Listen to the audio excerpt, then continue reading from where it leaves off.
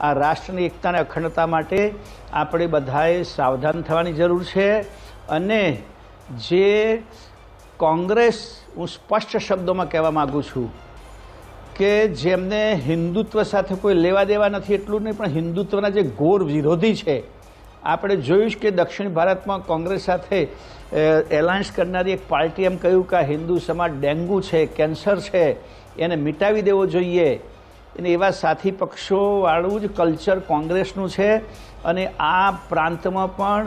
જે રીતે સંતોએ માનો ગઈકાલે અમારે એક સંતે સામાન્ય અપીલ કરી તેના વિરુદ્ધમાં જે કેટલા લોકોએ એવા સ્ટેટમેન્ટ કર્યા છે કે જે ખરેખર સાચો હિન્દુ કદી સંતોના વિરુદ્ધમાં આવું અપમાનજનક વાત કરે જ નહીં। આ હિન્દુ હોવા છતાં પણ